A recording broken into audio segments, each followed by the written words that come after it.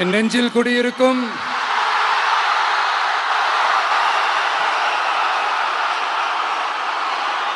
திருநெல்வேலி மக்கள் உங்கள் அனைவருக்கும் என்னுடைய வணக்கம்.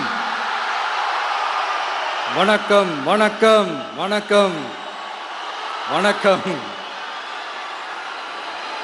எல்லாரும் எப்படி இருக்கீங்க?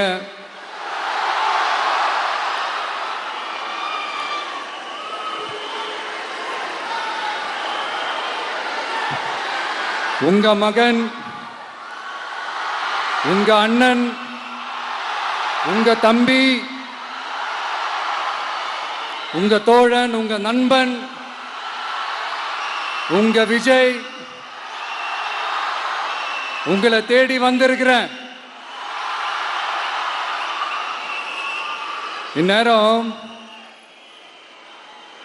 திமுக கையில் அந்த முழு பவரும் இருந்திருந்தா, இந்நேரம் ஸ்டாலின் சார் கையில் அந்த முழு பவரும் இருந்திருந்தா கண்டிப்பா இந்த நிகழ்ச்சி நடந்திருக்காது.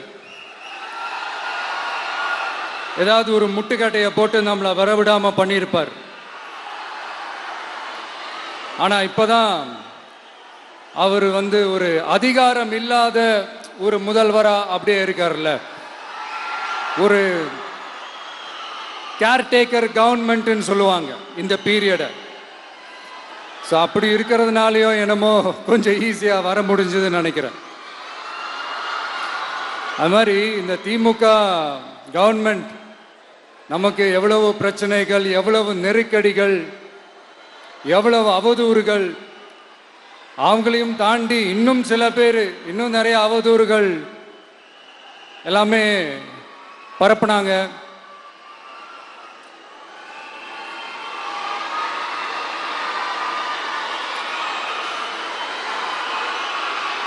இந்த திமுக கூட்டணிக்கும் பாஜக கூட்டணியுமே இவங்க ரெண்டு பேருமே வெளியில வேணா தனித்தனியா இருப்பாங்க, ஆனா உள்ளுக்குள்ள இவங்க ரெண்டு பேருமே ஒண்ணுதான். இவங்க ரெண்டு பேருக்குமே ஒரே நோக்கம்தான். அது என்ன நோக்கம் தெரியுமா? உங்களுக்காக நல்லது செய்ய, உங்களுக்காக உழைக்க, உங்களோட கூடவே நிக்க இந்த விஜய் வந்துடக்கூடாது. அதுதான் அவங்களுடைய அந்த நோக்கமே.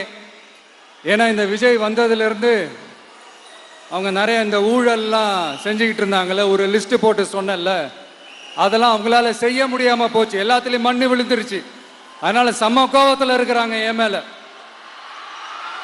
அதே மாதிரி அடுத்து ஆட்சிக்கு வர முடியாத ஒரு சூழ்நிலைய மக்களே நீங்களே ஆல்ரெடி உருவாக்கிட்டீங்க. இந்த கூட்டணி கணக்கு, அந்த கணக்கு, இந்த கணக்கு எதுவுமே ஏற்படல. இந்த அரித்மேட்டிக் கணக்கு, மேத்தமேட்டிக்ஸ் கணக்கு எல்லாமே மண்ணுக்குள்ள புதைச்சிட்டீங்க. அப்புறம் இந்த கொள்ளையடிச்சு வச்சிருக்கிற இந்த பணத்தை எல்லாம் வச்சு கல்லாப்பட்டி கூட்டணின்னு ஒன்று சேர்த்து வச்சிருந்தாரு. அது எல்லாமே இப்ப கலகலத்து போய் நிக்குது. டாப் தனியா, பாட்டம் தனியா, ரீப்பர் தனியா, ஜாயிண்ட் தனியா, அப்படி நிக்குது தனித்தனியா. எல்லாமே அப்படியே ஒட்ட வச்சுக்கிட்டு இருக்கிறாரு. கூட்டணி கட்சிக்காரங்களே ஒருத்தருக்கு ஒருத்தர் ஓட்டு போட்டுக்க மாட்டாங்க போல் இருக்கு. அப்படி இருக்கு நிலைமை இந்த திமுக கூட்டணியில. சரி, இவங்களுக்கு தான் இந்த நிலைமைன்னு பார்த்தா இந்த பாஜக தலைமையில் மற்றும் பலர் அவங்க நிலைமை இன்னும் மோசமா இருக்குது. அதனால மக்களே, இந்த திமுகவோட நேரடி கூட்டணிக்கும் மறைமுக கூட்டணிக்கும் நம்ம மேல காண்டு.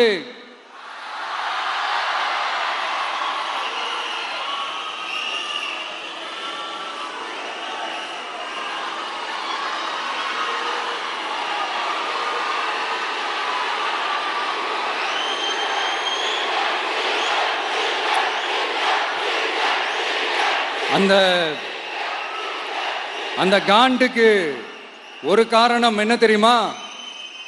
அவங்க வீட்லயே, அவங்க குடும்பத்திலேயே விசில் சத்தம் பலமா கேக்குதான்.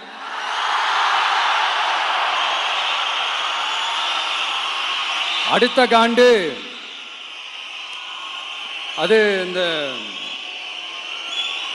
சில சில பல கோடிகளை கொடுத்து நம்ம தமிழ்நாட்டு காங்கிரஸை பையில போட்டுக்கிட்டாங்க. யாரு? ஸ்டாலின் சார். ஆனா உண்மையான காங்கிரஸ் யாரு பக்கம் நிக்குது? நம்ம பக்கம் நிக்குது.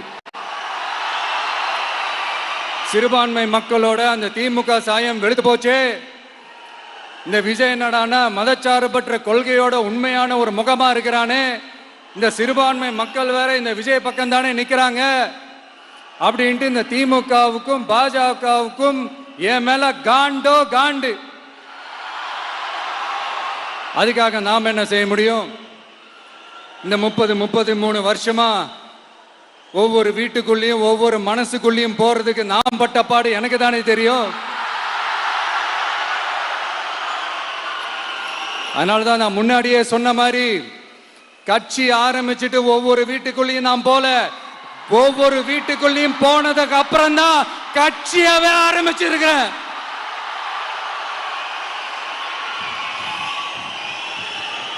இது இந்த அரசியல் எல்லாத்தையும் தாண்டி இருக்கிற ஒரு உறவு.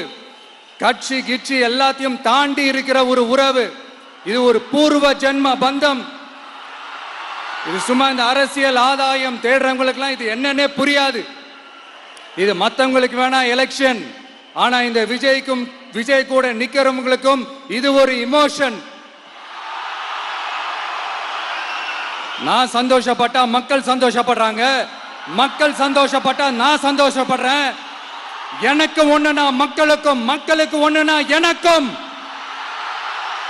கண்ணு கலங்கும். எவ்வளவு அவதூறுகள். இந்த கரூர் விஷயத்தை பத்தி ஊருக்கே தெரியும்.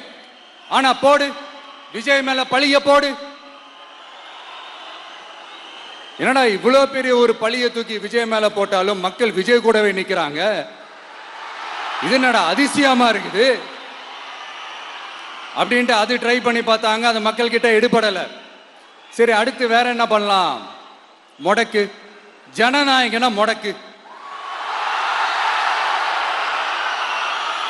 படத்தை முடக்குனா கொஞ்சம் பையன் கொஞ்சம் டிஸ்டர்ப் ஆயிடுவான். அதனால படத்தை முடக்கு. இது யாரு முடக்குனாங்கன்றது உங்களுக்கே தெரியும். அது நான் சொல்ல வேண்டிய அவசியம் உங்களுக்கு இல்லை. ஆனா இவனாடா இவன் படத்தை முடக்கினாலும் அவன் பாட்டுக்கு அதை கண்டுக்காம அவன் பாட்டுக்கு வேலையை பார்த்துட்டு போயிட்டே இருக்கான். அதுவும் எடுபடலை. சரி, அடுத்து வேற என்ன பண்ணலாம்? போடு, SOPன்னு ஒண்ணு போடு. விஜய்க்கு மட்டும் தனியா ரூல்ஸ், தனியா ரெகுலேஷன்ஸ், தனியா கண்டிஷன்ஸ். அவனுக்கு மட்டும் போடு. மற்ற கட்சிகள்லாம் விடு, விஜய்க்கு மட்டும் தனி கண்டிஷன்ஸ் போடு. அவன் வெளியவே வரக்கூடாது, மக்களை சந்திக்கவே கூடாது. என்னாச்சு? அதுவும் எடுபடல. சரி, அடுத்து வேற என்ன பண்ணலாம்? நம்மளை சுத்தி இருக்கிறவங்களை வச்சு, அதாவது இத்தனை வருஷமா வெயிட் பண்ணி இப்போ எலெக்ஷனுக்கு 30 நாளைக்கு முன்னாடி கரெக்டா அந்த டைம் பார்த்து ஒரு அவதூறு பரப்ப வேண்டியது. அது என்னன்னு உங்களுக்கே தெரியும். அதுவும் மக்கள் கிட்ட எடுபடல. அது மாதிரி எத்தனை சோதனைகள், எத்தனை வேதனைகள் நீங்க கொடுத்தாலும் இந்த திமுக நாளையோ இல்ல இந்த பாஜக நாளையோ இல்ல இந்த மற்ற பலர் நாளையோ இல்ல எந்த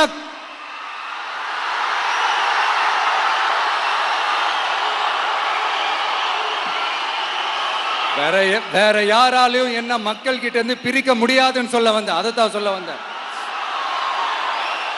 ஒவ்வொரு வீட்டில் இருக்கிற ஒவ்வொரு விஜயும் இருக்கிற வரைக்கும் என்ன மக்கள் கிட்ட இருந்து பிரிக்கவே முடியாது. இப்படி இந்த சொந்த பந்தம் இவ்வளவு ஸ்ட்ராங்கா இருக்கிறதுனாலதான் நான் முன்னாடியே சொன்ன 234 தொகுதியிலையும் இந்த விஜய் தான் வேட்பாளர் அப்படின்னு தான் அதை நான் செஞ்சிருக்கிறேன். ஏன்னா நம்மளுடைய வேட்பாளர்கள் யாரும் டாட்டாவோ பிர்லாவோ அம்பானியோ அதானியோ கிடையாது. நம்ம வீட்டில் இருக்கிறவர், நம்ம குடும்பத்தில் இருக்கிற ஒருத்தரை தான் நான் வேட்பாளராக செலக்ட் பண்ணியிருக்கிறேன். அப்படி செலக்ட் பண்ணி தான் உங்ககிட்ட நான் ஒப்படைச்சிருக்கிறேன். அதனால அந்த வேட்பாளர் வேற, இந்த விஜய் வேற அப்படின்னு நினைச்சிடாதீங்க. இந்த விஜய் தான் வேட்பாளர், அந்த வேட்பாளர் தான் விஜய்.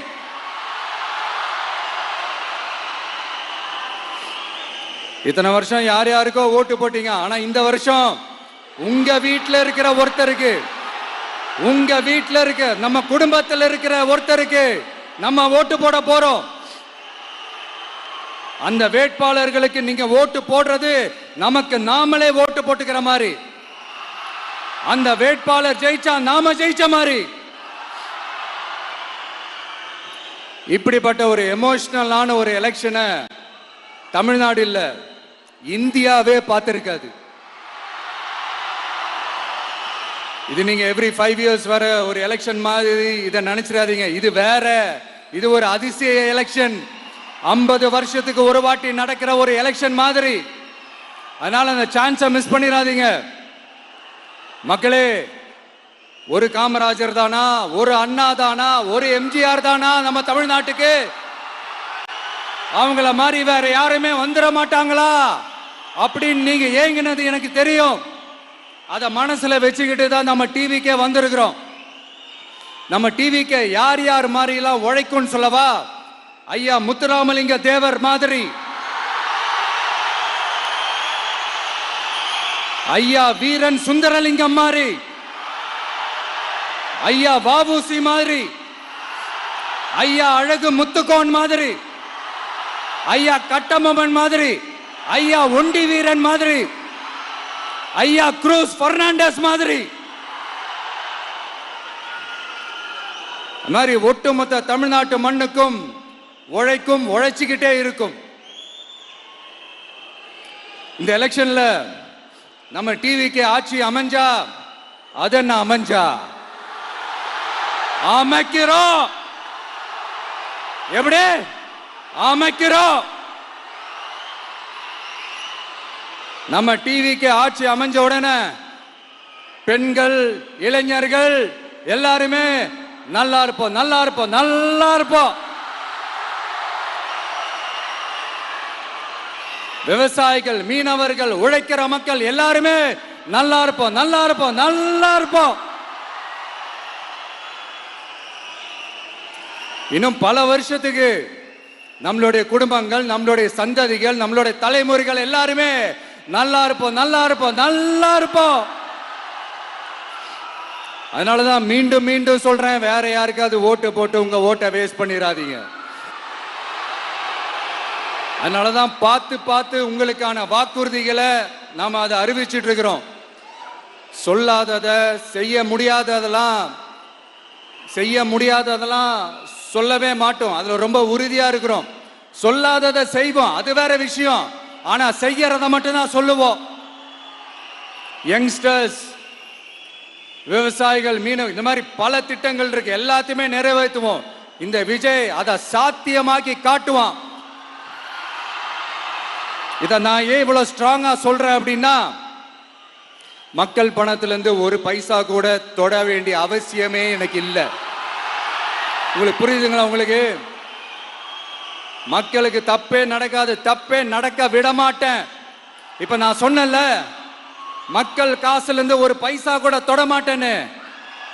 அதை இப்ப ஆண்டுகிட்டு இருக்கிறவங்க, இதுக்கு முன்னாடி ஆண்டவங்க தில்லா சொல்ல முடியுமா? என்னை எதிர்த்துட்டு இருக்கிறவங்களால தில்லா, கட்ஸா, கெத்தா இத சொல்ல முடியுமா? நீங்க ஒழுங்கா ஆட்சி நடத்திருந்தா பெண்கள் பாதுகாப்பு ஏன் இவ்வளவு மோசமா இருக்குது? இளைஞர்களுக்கு ஏன் வேலை வாய்ப்பு இல்லாம போச்சு? போதைப் பொருள் கலாச்சாரம் ஏன் அதிகமா இருக்கு? சட்டம் ஒழுங்கு ஏன் சரியா இல்ல? வன்முறை ஏன் தலைவரிச்சு ஆறுது? இதுக்கு உங்களால பதில் சொல்ல முடியுமா ஸ்டாலின் சார்? பதில் சொல்ல தகுதி இருக்கான்னு தான் கேட்டிருக்கணும். ஆனா கொஞ்சம் நாகரிகம் கருதி அப்படி வேணான்னு பாக்குறேன். 2-2.5 வயசு குழந்தைய துள்ள துடிக்க உங்க திமுக நிர்வாகி ஒருத்தன் கொன்னானே, அதுக்கு என்ன பதில் சொல்ல போறீங்க? விளாத்திக்குளம் பக்கத்துல +2 படிக்கிற ஒரு பொண்ணு டாய்லெட் வசதி சரியா இல்லாம ஒரு அவசரத்துக்கு காட்டு பக்கம் போய் ஒதுங்கினாங்களே, என்னாச்சு? இந்த உலகத்தை விட்டே போயிட்டாங்க. அதுக்கு என்ன பதில் சொல்ல போறீங்க? இந்த பிள்ளைங்களை உங்களால திருப்பி கொடுக்க முடியுமா சார்? 5 வருஷமா போலீஸ் டிபார்ட்மெண்ட் கையில வச்சுக்கிட்டு என்ன சார் பண்ணீங்க? பொம்மைகள் மாதிரி வச்சு விளையாடிட்டு இருந்தீங்களா? ஒரு மனசாட்சின்றது வேணாம். நாங்குநேரி பிரச்சனையை பத்தி பேசினா அது போதையில நடந்துச்சான், போதை பொருட்கள்னால அது நடந்துச்சான். பெரிய கண்டுபிடிப்பு எங்களுக்கு தெரியாது பாரு, அது எங்களுக்கும் தெரியும் உங்களுக்கும் தெரியும். கேள்வி அது இல்ல, அதை ஏன் தடுக்கலன்றதுதான் எங்களுடைய கேள்வி. இது மட்டுமா? மணலை திருடுறாங்க, மண்ணை திருடுறாங்க, மலைகளை முழுங்குறாங்க, சட்டவிரோதமா கல்குவாரி நடத்துறாங்க, மணல் மாஃபியா அது ஒரு பக்கம் நடந்துகிட்டு போகுது. இன்னொரு பக்கம் மினிஸ்டர்ஸ் கொள்ளையடிக்கிறாங்க, இன்னொரு பக்கம் குடும்பமா சேர்ந்து கொள்ளையடிக்கிறாங்க. டாஸ்மாக்ல ஊழல், நகராட்சி துறையில ஊழல், இப்படி ஊழல் ஊழல், ஆட்சி முழுக்க ஊழல் ஊழல்லே ஊறி போய் நாரி போய் கிடக்குது. எந்த மூஞ்ச வச்சுக்கிட்டு சார் வந்து ஓட்ட கேட்பீங்க?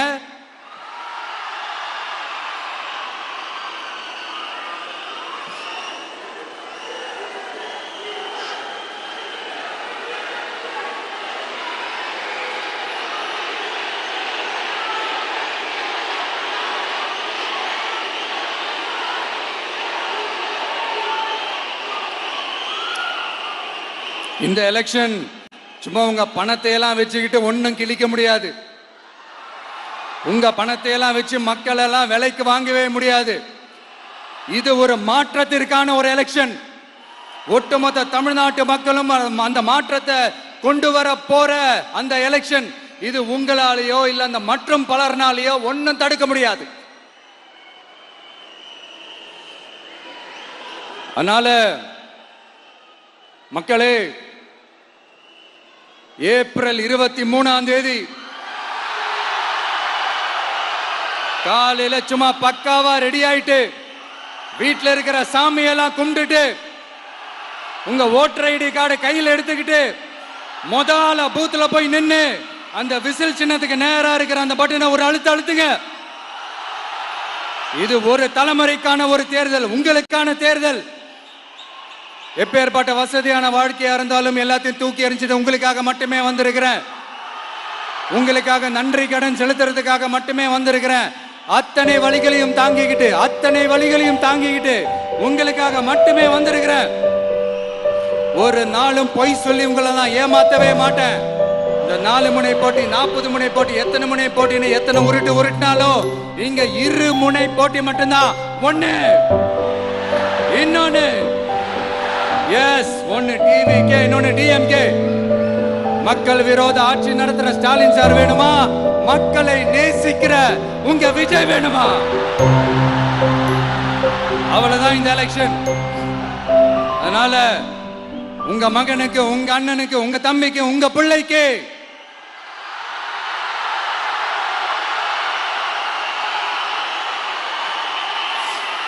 ஒரே ஒரு வாய்ப்பு கொடுங்க.